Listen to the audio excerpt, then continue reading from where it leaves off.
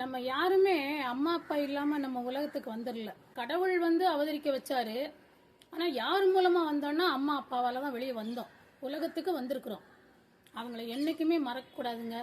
அவங்க இறந்து போனாலும் டெய்லியும் காலையில ஒரு வேளையாவது அவங்கள நினைக்கணும். இன்னைக்கு ஏன் சொல்றேன்னு கேட்டீங்கன்னா, நான் இப்ப வீடியோ போட ஆரம்பிச்ச நாட்கள்ல இருந்து டெய்லியும் ஈசனை வணங்குவேன், சரஸ்வதி தேவியை வணங்குவேன், பேசுறதுக்கு மடப்புறம் காளியம்மனை வணங்குவேன். எங்க அம்மா அப்பாவை நினைக்கல. ஆனா இன்னைக்கு நடந்த ஒரு அனுபவம், ஒரு 3:18 காலையில 3:18 எனக்கு ஒரு கனவு வந்தது. ஆனா நிற்கதியா நிக்கிறேன். எங்க அம்மா எனக்கு அதை ஃபுல்ஃபில் பண்றாங்க.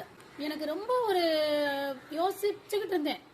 அப்ப என்னை எழுந்திருக்கல, நான் எழுந்திருக்கல. ஆனா என்னை எழுப்பி விட்டுட்டாங்க. அதாவது ஒரு உணர்வை கொடுத்து எழுந்துரு அப்படின்னு எழுந்திருக்க வச்சிட்டாங்க. அப்பதான் நான் யோசித்தேன், நம்ம அம்மா அப்பாவை நினைக்கலை, தப்பு. அதாவது அவங்க இல்லாம நம்ம வந்துட மாட்டோம். அவங்கள டெய்லியுமே வணங்கணும், காலையில வணங்கணும். அமாவாசை கும்பிடுவோம். அமாவாசை ரெகுலரா நானும் எங்க வீட்டுக்காரரும் பிள்ளைங்களெல்லாம் வர வச்சு அமாவாசை அன்னைக்கு மத்தியானம் சாப்பாடு படையல் பண்ணி பெரியவங்களெல்லாம் நினைச்சு கும்பிடுவோம். எல்லாரையுமே நினைப்போம். எங்களுக்கு ரொம்ப நெருங்கினவங்க இறந்தவங்க எல்லாரையுமே நினைப்போம். ஆனா பர்டிகுலர் டெய்லி நினைக்கணுங்கிறத இன்னைக்கு காட்டிட்டாங்க. எல்லாருமே அம்மா அப்பாவை நினைச்சுக்கோங்க. கண்டிப்பா வாழ்க்கையில நல்லா வரலாம்.